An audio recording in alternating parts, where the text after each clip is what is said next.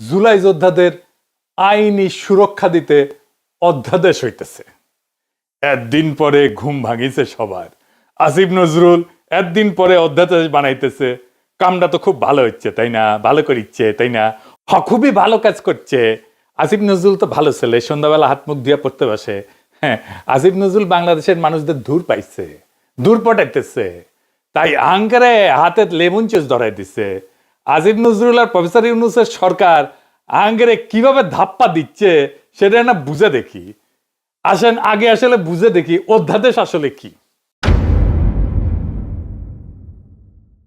অধ্যাদেশ হইল সংসদ ছাড়া, জানে যখন সংসদ নাই তখন সরকার আর রাষ্ট্রপতির মাধ্যমে জারি করা একটা অস্থায়ী আইন।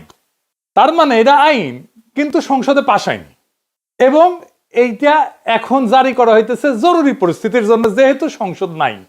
আর একটু ভেঙে বলি, ধরেন সাধারণ আইন কিভাবে হয়। স্বাভাবিক নিয়মে একটা প্রস্তাব আসে, সংসদে আলোচনা হয়, ভোট হয়, পাস হয়, রাষ্ট্রপতি সাইন করে সম্মতি দেয়, আইন হয়ে গেল। এইটারে বলা হয় সংসদীয় আইন। কিন্তু তাইলে অধ্যাদেশ আসে কখন? যখন সংসদ বসেনি বা সংসদ ভেঙে গেছে, এখন অধিবেশন চলতেছে না, কিন্তু সরকারের দরকার আছে, এখনই আইন দরকার আছে, অপেক্ষা করা যাবে না। তখন মন্ত্রিসভার পরামর্শে রাষ্ট্রপতি অধ্যাদেশ জারি করে থাকে। তো অধ্যাদেশের আসলে বৈশিষ্ট্যগুলো কি? এক নম্বর হইতেছে এটা আইনের মতো কার্যকর কিন্তু স্থায়ী না। সংসদ বসলে সংসদে অধ্যাদেশকে আনতে হয়, তারপরে অনুমোদন নিতে হয়। অনুমোদন না পেলে অধ্যাদেশ বাতিল। মানে সংসদ কার্যকর না থাকলে, সংসদ না থাকলে রাষ্ট্র যেন অচল না হয়, সেজন্য অধ্যাদেশ এই বিষয়টা জারি আছে। এখন ধরেন পরের সংসদ এটা পাশ করলো না অধ্যাদেশ আসিফ নজরুলের, তাহলে কি হবে? আসিফ নজরুলের কাছে উত্তর আছে? নাই। অধ্যাদেশ সংসদে পাশ হয়ে আইন হইলেও সংসদ চাইলে তো পরের দিনই নতুন আইন করে সেটা বাতিল করে দিতে পারে। এমনকি এই অধ্যাদেশ যেটা আসিফ নজরুল করতে যাচ্ছে সেটা আদালত এখনই বাতিল করে দিতে পারে। তার মানে এটার মূল্য শূন্য, জিরো। তাইলে আসিফ নজরুল কেন এ করতেছে সেটার উত্তর আমরা পরে পাবো। আসেন আগে বুঝে নেই যে আদৌ জুলাইয়ের জন্য দায় মুক্তি দেওয়া সম্ভব কিনা। এক কথায় দেওয়া সম্ভব না, এবং দেয়া যে সম্ভব না এটার কারণ আসিফ নজরুল, তার সাথে আছে ওয়াকার, তার সাথে আছে প্রফেসর ইউনূস নিজে, তার সাথে আছে ডাক্তার জাহেদ, তার সাথে আছে বিএনপি, তার সাথে আছে তারেক রহমান। এরা সবাই এই পরিস্থিতি ইচ্ছা করে তৈরি করছে। কেন? কারণ ঘোষিত বিপ্লব ছাড়া দায় মুক্তি সম্ভব না। দায় মুক্তি কোনো আইনি ব্যতিক্রম না, এটা একটা সার্বভৌম ঘোষণা। যে বিপ্লব ঘোষণা করতে পারে না সে দায় মুক্তি দাবি করার নৈতিক অধিকার, ক্ষমতা এটা কোনোটাই রাখে না। ওয়াল্টার বেনিয়ামিন বিপ্লবী সহিংসতা বনাম আইন রক্ষাকারী সহিংসতা, এইটা একটা কথা বলছিলেন। একদিকে লেখেন বিপ্লবী সহিংসতা, আর একদিকে হতেছে আইন রক্ষাকারী সহিংসতা। আইন তৈরি করে যে সহিংসতা আর আইন রক্ষা করে যে সহিংসতা, দুইটা এক না। উনি বলছেন ল প্রিজার্ভিং ভায়োলেন্স, যেটা পুরানো ব্যবস্থার ভিতরে থাকে, এবং ল মেকিং ভায়োলেন্স, যেটা নতুন ব্যবস্থার জন্ম দেয়। যে সহিংসতা নতুন আইন তৈরি করে না সেটা কেবল অপরাধ। 1971-এর স্বাধীনতা যুদ্ধ ছিল নতুন আইন তৈরি করার লড়াই। 1971-এর স্বাধীনতা যুদ্ধে আমরা যেটা করছি সেটা ল মেকিং ভায়োলেন্স, সেজন্য ওটা অপরাধ না। পুরানো বন্দোবস্ত রেখা সংগঠিত রাজনৈতিক সহিংসতা বৈধ হইতে পারে না, কারণ তা আইন ভাঙে কিন্তু নতুন আইন সৃষ্টি করে না। স্মিথ বলছেন সার্বভৌম সেই যে ব্যতিক্রম ঘোষণা করতে পারে। ওনার একটা বিখ্যাত সূত্র ছিল, উনি বলছেন, ইংরেজিতে কইছেন, বাংলা হইতেছে সার্বভৌম সেই যে ব্যতিক্রম ঘোষণা করতে পারে। বিপ্লব মানে নিয়ম স্থগিত করা, পুরনো বৈধতা বাতিল করা, নতুন বৈধতা ঘোষণা করা। যে বিপ্লব পুরনো সংবিধান, পুরনো আদালত, পুরনো নৈতিক মানদণ্ড চালু রাখে সে আদতে সার্বভৌম না। সার্বভৌম না হইলে দায় মুক্তি দেওয়ার ক্ষমতা থাকে না, বরং নিজেই ভবিষ্যৎ বিচারের অধীন হয়ে পড়ে। হান্না আরেন্ট বলছিলেন যে সহিংসতা একটা নতুন রাজনৈতিক সূচনা করতে পারে না, উনি বলছেন ফাউন্ডিং মোমেন্ট, এটা তৈরি করতে পারে না, সে সহিংসতা নিজেই নিজের বিরুদ্ধে সাক্ষ্য দেয়। সেই কারণে নতুন রাষ্ট্র গঠন করা ছাড়া সহিংসতা বিপ্লব না, এটা অপরাধ। তিনজনের কথা বললাম। বেনিয়ামিন বলছেন নতুন আইন না বানাইলে সহিংসতা অপরাধ। স্মিথ বলছে ব্যতিক্রম ঘোষণা না করলে সার্বভৌম নাশে। আর হান্না আরেন্ট বলছেন নতুন শুরু ছাড়া সহিংসতা ক্ষমতা না। শুধুমাত্র ঘোষিত চূড়ান্ত এবং নতুন শুরুর বিপ্লবী দায় মুক্তি তৈরি করে। পুরানো বন্দোবস্ত রেখা চালানো সহিংসতা আইনগতভাবে না, তাত্ত্বিকভাবেও অবৈধ। আমরা জুলাই বিপ্লবের পরে নতুন আইন বানাইছি, নতুন সংবিধান বানাইছি? বানাই নাই। ডাক্তার জাহেদ তো জান লড়াই দিল জুলাইকে অভ্যুত্থান বলে প্রতিষ্ঠা করার জন্য। বিপ্লব না, ছোটখাটো মানুষ পুতু পুতু করে কথা কয়, আর আমরা হইতেছি উগ্র। কিন্তু এদের ডাক্তার জাহেদের হইতেছে সিকনা বুদ্ধি, সামে এমন মাইর দেবে টেরি পাইবেন না, একদম খাইয়া ফেলবে আর কি। জাহেদ খান জুলাইকে অভ্যুত্থান বলে প্রতিষ্ঠা করার জন্য দেওয়ানা ছিল। অভ্যুত্থান যেটা, সেটা ক্ষমতা দখল করে, কিন্তু নতুন আইন, নতুন বৈধতা, নতুন সার্বভৌমত্ব তৈরি করে না। পুরনো সংবিধান, পুরনো আদালত, পুরনো রাষ্ট্রীয় কাঠামো চালু রাখে। তাই সহিংসতা যেটা, সেটা আইন ভাঙা হয়, আইনের নির্মাতা না। আমরা যেটা জুলাই করছি সেটা আমরা আইন ভাঙছি আইন নির্মাণ করার জন্য। কিন্তু আমাদের নতুন আইন নির্মাণ করতে দেয়নি এই জাহেদারা, এই আসিফ নজরুলেরা, এই প্রফেসর ইউনূসেরা। সেই কারণে এইটা ল ব্রেকিং ভায়োলেন্স হয়ে গেছে, ল মেকিং ভায়োলেন্স হয়নি। অভ্যুত্থানের সময় যে সহিংসতা হয় সেটা পরে অপরাধ হিসাবে বিচারযোগ্য থাকে। সেই কারণে ডাক্তার জাহেদরা 24-এর বর্ষা বিপ্লবকে বিপ্লব না বলে অভ্যুত্থান বলে প্রতিষ্ঠা করার জন্য দেওয়ানা হয়েছিল, যেন জুলাই বিপ্লবীদের পরে জবাই করা যায়। তার মানে এই জাহিদারা তাই চাইছে যা আওয়ামী লীগ চাইছে। আওয়ামী লীগ আর হাসিনা যে পুলিশ হত্যা আর সহিংসতার কথা বলে, জুলাই যোদ্ধাদের ফাঁসি দিতে চায়, তার তাত্ত্বিক ভিত্তি তৈরি করে দিচ্ছে এই জাহেদ, এই সামে সিকনে, এই সিকনা বুদ্ধির লোকটা। আপনাদের জিজ্ঞেস করা উচিত, তাকে ধরা উচিত। এই কাম কেন করছিলেন? মাদিরে যে পুলিশ ধরে, সে বৈধতা দিছে জাহেদ। দায় মুক্তি বাংলাদেশের ইতিহাসে একবারই হয়েছে, সেটা 1971-এর পরে। কারণ ওইখানে আমরা নতুন শুরু করতে পারছিলাম, ওইখানে লড়াইয়ের বিজয় ছিল আমাদের বৈধতা। এইখানে আমরা বিজয়ী হয়েছি, কিন্তু আমরা আমাদের বৈধতা তৈরি করতে পারিনি, নতুন শুরু করতে পারি নাই। সেই কারণে দায় মুক্তি দেওয়া সম্ভব হবে না, যতই বলুক আসিফ নজরুল। তাইলে আসেন, আসিফ নজরুল কেন এই অধ্যাদেশ করতে এত ব্যস্ত? কারণ হইতেছে আসিফ নজরুল নিজে দায় মুক্তি চাইতেছে। সে জানে সে কি আকাম করিছে। কি আকাম করছে জানেন? দেশ যখন একটা বিপ্লবী সন্ধিক্ষণে, যখন আমরা নতুন রাষ্ট্র তৈরি করব, হাসিনা পলাইছে, সেই সময় সে ওয়াকার আর বিএনপির সাথে মিলে পুরা বিপ্লবটাকে লাইনচ্যুত করছে। বিপ্লব ওই রাতেই শেষ। তারপরে ধৈরা ধৈরা বিপ্লবের সাথে সম্পর্কহীন বুড়াগুলাকে উপদেষ্টা বানাইছে, সংবিধান সমুন্নত রাখছে, ওয়াকারকে রাখছে, চুপ্পু করে রাখছে। আমরা সেকেন্ড রিপাবলিক করব বলছিলাম, নতুন রাষ্ট্র করব না, উই বেশি বোঝে, উই একাই বিপ্লবের স্টেক হোল্ডার। আমি ওরা জিজ্ঞাসিলাম যে আপনি যে নাচতে নাচতে ওয়াকারের গাড়ি চড়িয়া ক্যান্টনমেন্টে গেলেন, কোন ক্যাপাসিটিতে গেছিলেন? কয় পলিটিক্যাল পার্টির বাইরে যে সিভিল সোসাইটির অংশ আছে সেই হিসেবে গেছি। আমি কইলাম ভেরি গুড। তাইলে এখন বলেন, ওই যে কয়দিন ঘুটু করলেন, সিভিল সোসাইটির কার সাথে কথা বলে ঘুট্টুটা করেছেন? কার সাথে পরামর্শ করছেন? আপনি একা হারকিউলিস হয়ে গেছেন কেন? আপনি কারোর সাথে কথা বলেন না কেন? কার সাথে আলাপ করছেন? কারোর সাথে আলাপ করে নাই। আপনার হাত জগন্নাথ, নিজে যা ভালো বুঝিছে তাই করিছে। একটা সাক্ষাৎকারে দেখলাম আজিম নজরুল কইতেছে তার বাসায় বসে ছাত্ররা উপদেষ্টা বানাইতেছে, সে মাঝে মাঝে পরামর্শ দিতেছে, কইতেছে এখন কেমন লাগে? সচিবেরা কথা শোনে না, পুলিশেরা কথা শোনে না, পাবলিক শোনে না কথা, কোথাও গেলে পাবলিক আটকায় ফেলে, ভুয়া ভুয়া স্লোগান দেয়।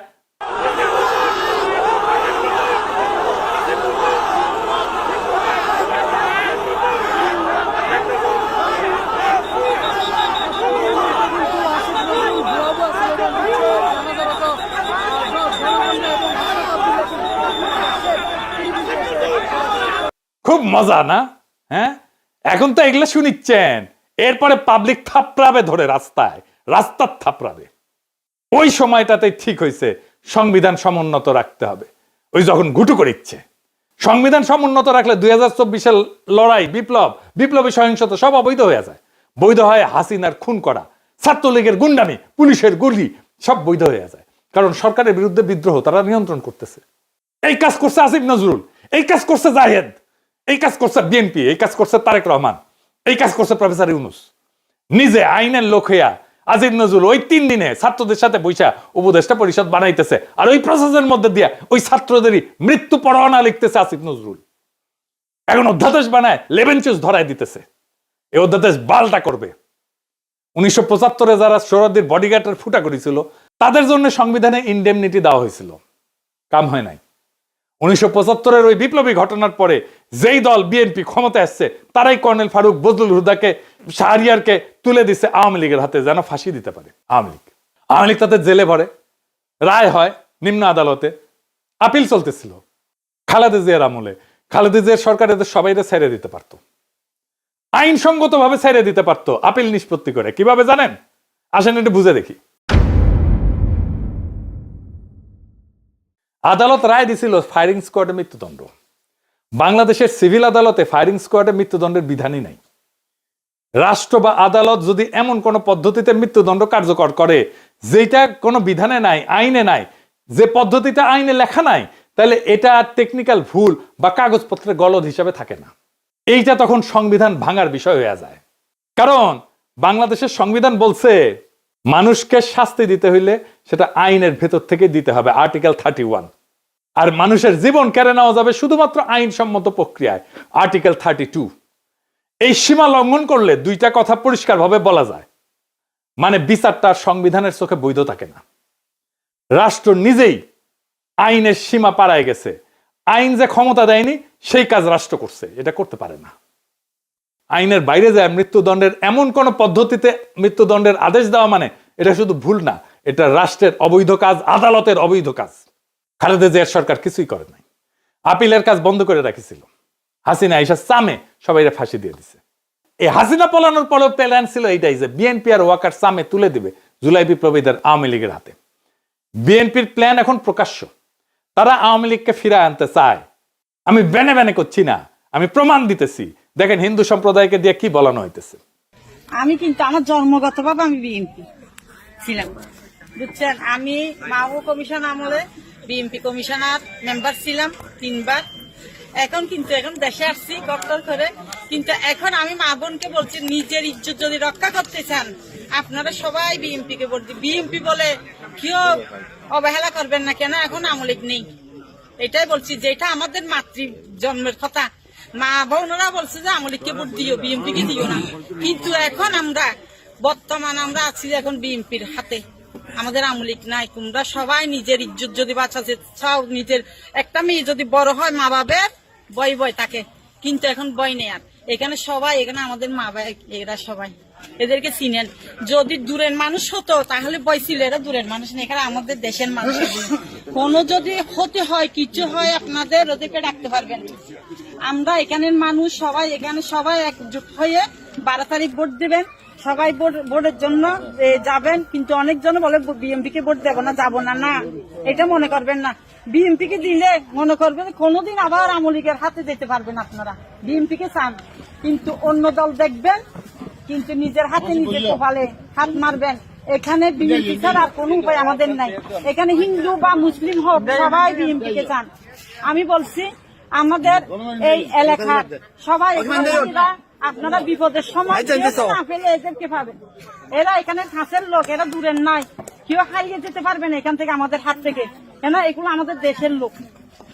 তাই আমি বলছি মা বোনকে, এখানে মহিলা হইয়ে বা পুরুষ হইয়ে ওই বিএনপি কে দেবো না এই কথা আর বলিয়েন না। কেন আমরা এখন একটাই দল, বাংলাদেশে একটাই দল আছে, ওইটাই কোনো দল না, এটা নিজেরাই দল করছে। যে এটাকে কেউ সমর্থন দেবে না ওই দলকে।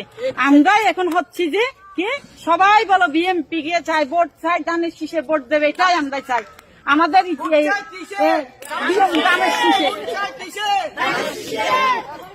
তো ধানের শীষ সবাই, আমি বলছি ধানের শীষে টিকিট দিলে আপনারা মনে মনে বলছেন যে ধানের শীষ কেন দেব, আগে তো আমরা আওয়ামী লীগ ছিলাম না, এখন আমরা আওয়ামী লীগ। ধানের শীষে আওয়ামী লীগ মনে করবেন কেন? আওয়ামী লীগ আসার জন্য আমরা এটা একটা পথ। আমরা বিএনপি কে যদি চাই, বিএনপি দেখা 10 বছর বাদ হলে আমাদের নেত্রীকে আবার আনবে, জানেন এটা। কিন্তু ওদের হাতে যদি চলে যায়, পাকিস্তানে চলে যেতে হবে সবাইকে, মনে করবেন। শুনলেন তো, কইতেছে আগে আমরা আওয়ামী লীগ ছিলাম, এখনো আমরা আওয়ামী লীগই আছি। ধানের শীষকেই আওয়ামী লীগ মনে করবেন কেন? কারণ আওয়ামী লীগ আসার জন্য এই একটাই পথ। আমরা বিএনপি কে যদি চাই, বিএনপি দেখেন 10 বছর পরে হইলেও আমাদের নেত্রীকে আবার আনবে। শুনেছেন, নিজের কানে তো শুনলেন। আর একটা প্রমাণ দিতেছি, আসেন সে প্রমাণটা দেখি। এই যে সংসদ নির্বাচন হইতেছে, এখানে এমপি কে ভোট দেওয়া ছাড়া একটা গণভোট হবে। সে গণভোট হবে, বিএনপি কিন্তু ঘরের মধ্যে এইগুলা স্বীকার করে এসেছে, গণভোটে যে সমস্ত জিনিস থাকবে। এই গণভোটে হ্যাঁ বা না ভোট দিতে হবে। হ্যাঁ ভোট দিলে কি কি পাবেন? আপনি 12টা জিনিস পাবেন। 12টা কিভাবে আগামী রাষ্ট্র চলবে সেটা ঠিক করতে পারবেন। কি কি সেটা একটা একটা করে বুঝে দেখি, শুনেন মন দিয়া। আপনি কি এমন একটা বাংলাদেশ চান যেখানে তত্ত্বাবধায়ক সরকার, নির্বাচন কমিশন, সরকারি কর্ম কমিশন মানে যেটাকে পিএসসি বলা হয়, এটা গঠনে সরকারি দল এবং বিরোধী দল একত্রে কাজ করবে? সুন্দর কথা না? 2 নাম্বার, সরকারি দল ইচ্ছামতো সংবিধান সংশোধন করতে পারবে না। সুন্দর না কথাটা? 3 নাম্বার, সংবিধানের গুরুত্বপূর্ণ পরিবর্তনের ক্ষেত্রে গণভোটের বিধান চালু হবে। সুন্দর না? আমরা সবাই মিলে ভোট দিয়ে ঠিক করব। 4 নাম্বার, বিরোধী দল থেকে ডেপুটি স্পিকার এবং গুরুত্বপূর্ণ সংসদীয় কমিটি সমূহের সভাপতি নির্বাচিত হবেন বিরোধী দল থেকে। সুন্দর না? যত মেয়াদী হোক কেউ সর্বোচ্চ 10 বছরের বেশি প্রধানমন্ত্রী থাকতে পারবে না। সংসদের নারীর প্রতিনিধিত্ব পর্যায়ক্রমে বাড়বে। ক্ষমতার ভারসাম্য প্রতিষ্ঠার জন্য পার্লামেন্টে একটা উচ্চ কক্ষ গঠিত হবে। দেশের বিচার ব্যবস্থা স্বাধীনভাবে কাজ করবে। সুন্দর কথা না? আপনার মৌলিক অধিকারের সংখ্যা বাড়বে। কি রকম একটা মৌলিক অধিকার হইতেছে ইন্টারনেট সেবা কখনো বন্ধ করা যাবে না, এটাকে মৌলিক অধিকার হিসেবে ঘোষণা দিবে।